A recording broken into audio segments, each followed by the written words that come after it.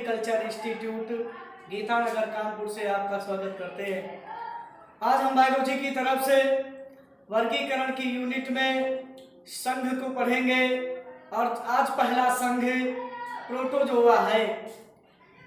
Protozoa जंतुओं के वर्गीकरण में पहला संघ है, जिसमें जो प्रमुख प्रश्न बनेंगे उन्हीं पर आधारित बात होगी।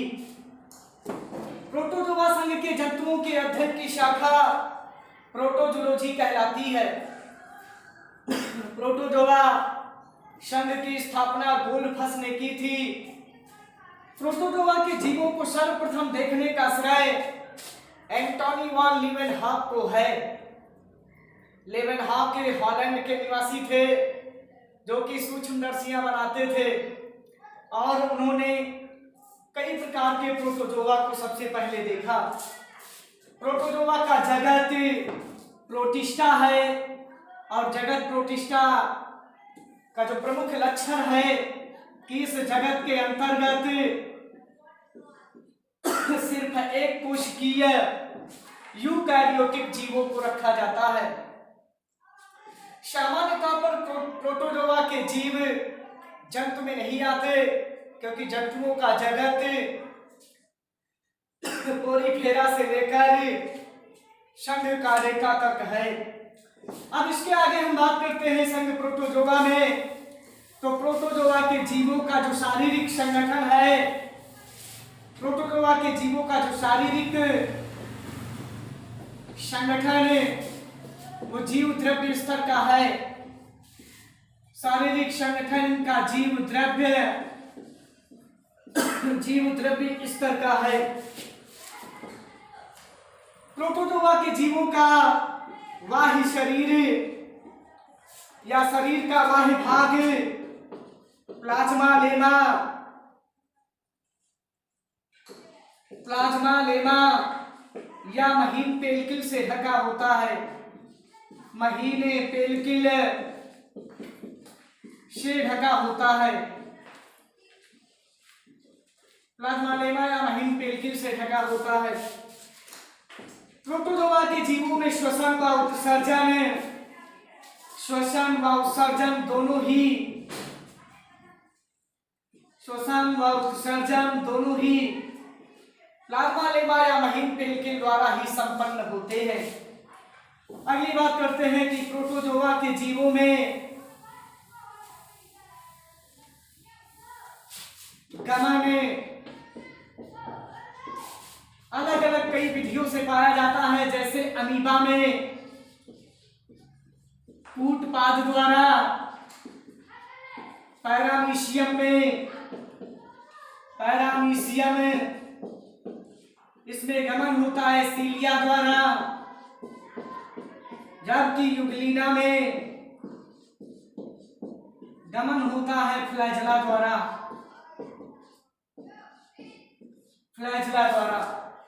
साथ ही बात ध्यान रखनी होगी कि संघ प्रोटोजोआ के परजीवियों में गमन अंग परजीवियों में अनुपस्थित होते हैं। परजीवियों में गमन अंग अनुपस्थित होते हैं। इसके बाद बात करते हैं संघ प्रोटोजोआ के जीवों में भोजन का अंतर्ग्रहण। संघ के जीवों में भोजन का अंतर्ग्रहण खाद्य रिक्तिका की सहायता से होती है। खाद्य रिक्तिका की सहायता से, जिसको फूड वैक्यूल भी कहा जाता है। प्रोटोजोआ के जीवों की खाद्य रिक्तिका सबसे विकसित जंतु स्तनधारियों की आहार नाल के समान होती है। हम लोगों ने इस भाग में देखा कि संघ के जीवों में भोजन के पाचन का माध्यम पहले अम्लीय बाद में क्षारीय है। संघ प्रोटोजोआ से लेकर के संघ का डेटा तक के सभी जंतुओं में ये लाइन चलेगी कि संघ के जंतुओं में भोजन के पाचन का माध्यम पहले अम्लीय तथा बाद में क्षारीय होता है। इसके बाद में संघ के जंतुओं में जल का परासरण नियंत्रण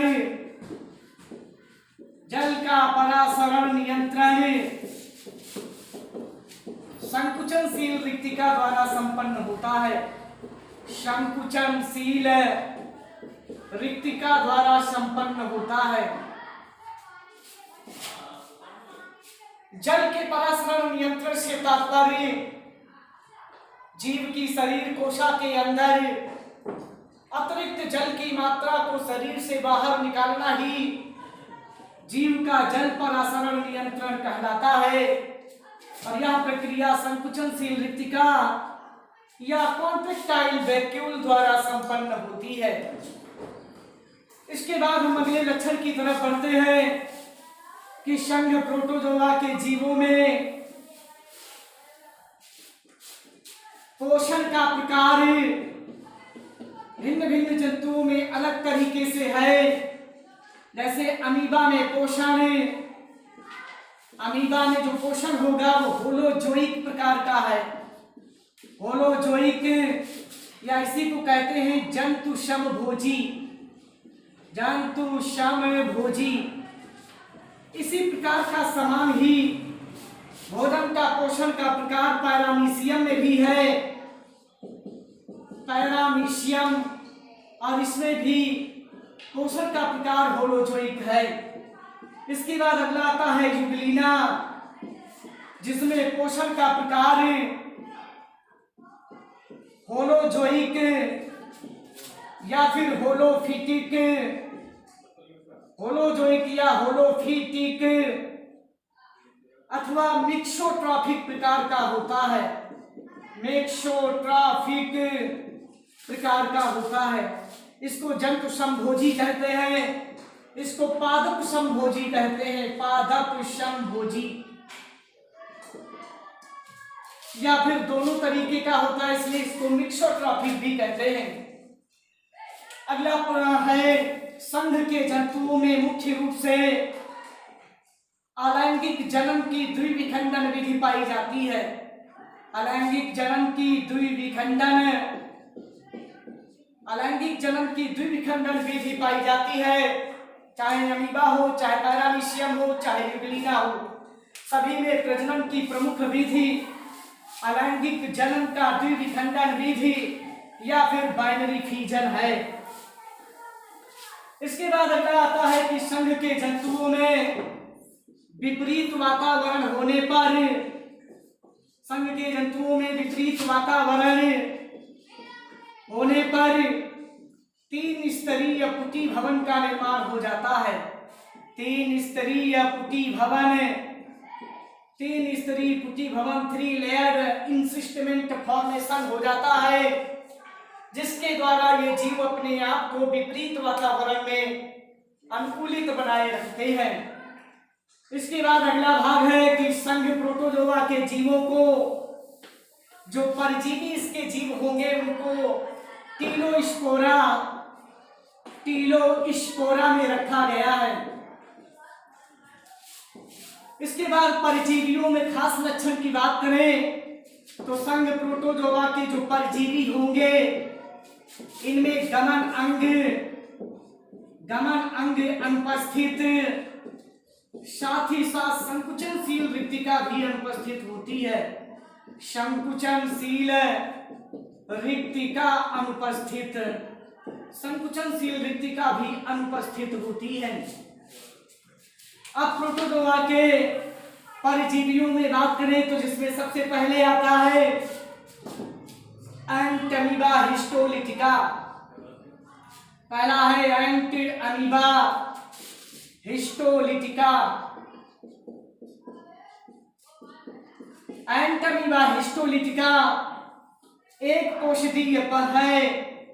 एक कोषीय का मतलब है कि एंटमीबा हिस्टोलिटिका अपना संपूर्ण जीवन एक ही जीव के पोषण के रूप में उपयोग करता है।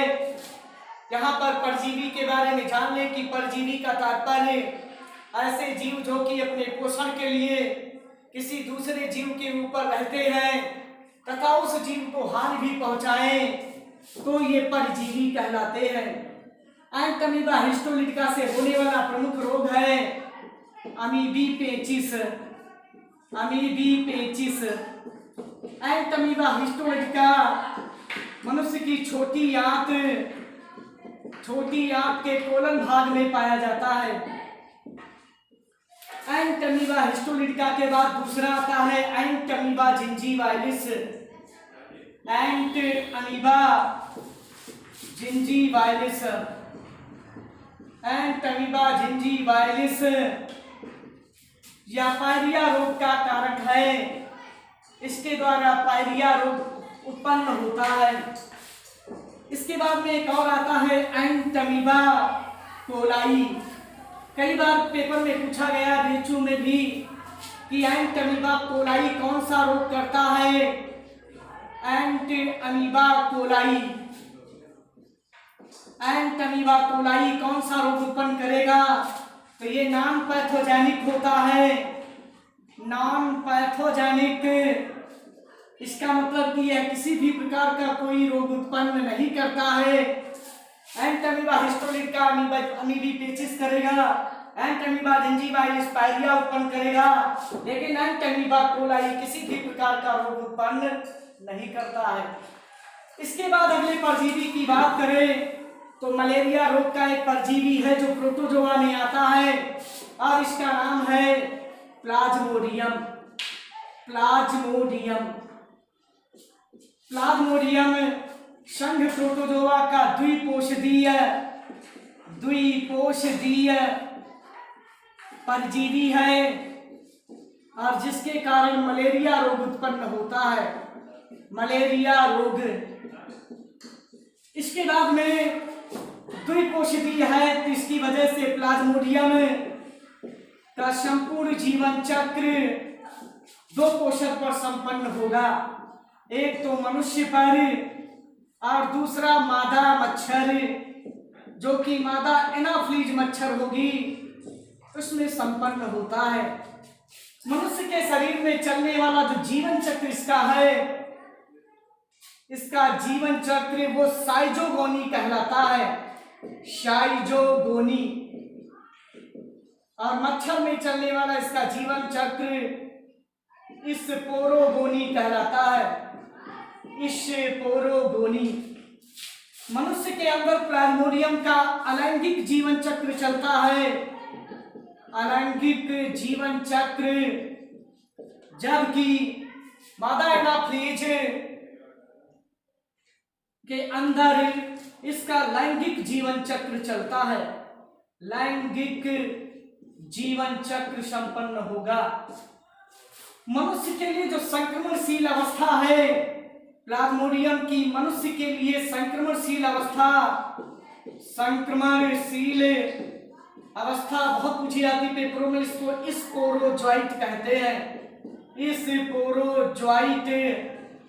स्पोरोजोइट कहते हैं। ये मनुष्य के लिए संक्रमणशील अवस्था है।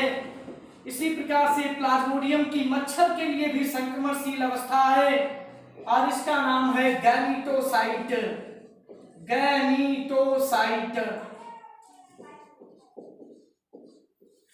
इसके बाद मलेरिया के उपचार के लिए कुनेन की दवा बनाई जाती है जो कि सिंकोना की छाल से प्राप्त होती है।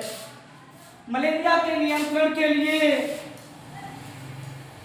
गैम्बूसिया मछली, जिसे कि लार्वा भक्षी मछली कहते हैं, मलेरिया के नियंत्रण में सहायक है। मलेरिया के नियंत्रण में कारावा नाइटेला के शैवाल भी मलेरिया का नियंत्रण करते हैं। इसके बाद में हम लोग अगला परजीवी देखते हैं जिसका नाम है, जो कि एक रोग करता है अफ्रीकन निद्रा रोग। इसका जो परजीवी है उसका नाम है ट्रिपैनोसोमा गैम्बियंसिस। ट्रिपैनोसोमा गैम्बियंसिस ये अफ्रीकन निद्रा रोग करती है। अफ्रीकन निद्रा रोग। इसका जो वाहक कीट है सीसी मक्खी। इसका वाहक कीट कौन सा है? सीसी मक्खी। और इस सीसी मक्खी का जंतु वैज्ञानिक नाम है ग्लोसिना पल्पेलिस। ब्लोशिना पल्पेलिस। इसके बाद में अगला परजीवी जो है उसका नाम है लीशमानिया डोनोवानी। लीशमानिया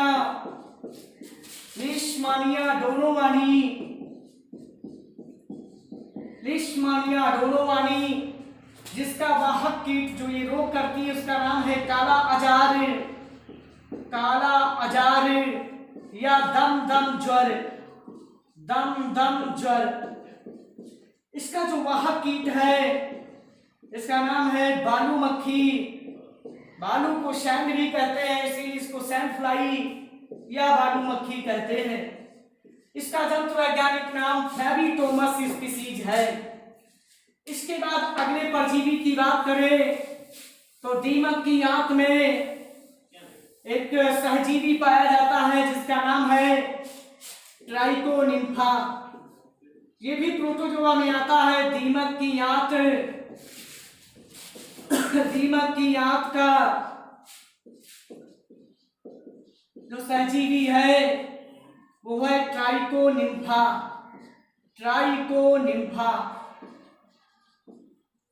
ट्राइकोनिम्फा के कारण दीमक की आंत में सेलुलोज का पाचन तेजी से होता है, जिसके कारण दीमक फर्नीचर के सामानों को आसानी से धीरे धीरे खाकर पचा सकता है।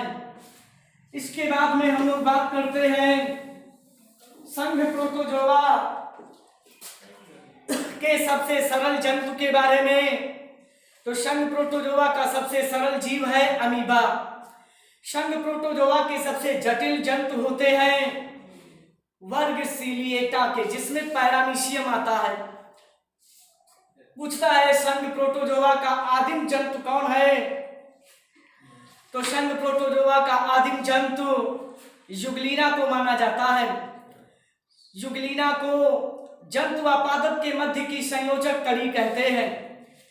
युगलीना में पोषण के आधार पर जंतु संभोजी और पादप संभोजी दोनों है, लेकिन युगलीना मुख्य रूप से जंतु संभोजी प्रकार का पोषण प्राप्त करता है।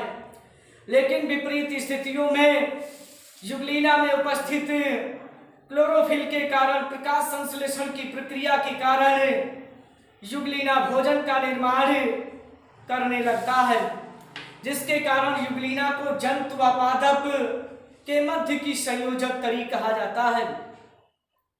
संघ प्रोटोजोआ के प्रमुख जंतुओं में अमीबा, नंबर 2 पर पैरामीशियम, नंबर 3 पर युगलीना, जिसके बाद entamoeba histolytica, entamoeba gingivalis, entamoeba coli, जिसके बाद प्लाज्मोडियम, जिसके बाद ट्राइकोमोनास वेजिनाइलिस, जिसके बाद लीशमानिया डोनोवानी, जिसके बाद ट्राइकोमोनास, जिसके बाद है ट्रिपाइनोसोमा गैम्बियंसिस जैसे जंतु आते हैं। इस प्रकार संघ प्रोटोजोआ के प्रश्नों को हम लोग अपनी अभ्यास पुस्तिका में देखेंगे। प्रमुख यूपी पैटर्न में जो पूछे गए प्रश्न हैं, संघ प्रोटोजोआ से सबसे ज्यादा पूछा गया पैरामीशियम का वर्ग क्या है, सीलिएटा। इसके बाद दूसरे नंबर पर पूछा गया, 2-3 बार आया, संकुचनशील रिक्तिका का मुख्य कार्य क्या है, जल का परासरण नियंत्रण करना। ये 2 प्रश्न सबसे ज्यादा पूछे गए हैं संघ प्रोटोजोआ से। तो आज के लिए संघ प्रोटोजोआ में इतना ही। एक संघ का वीडियो आता रहेगा, इन संघों को हम लोग पढ़ते रहेंगे। आज के लिए इतना ही। सभी को धन्यवाद।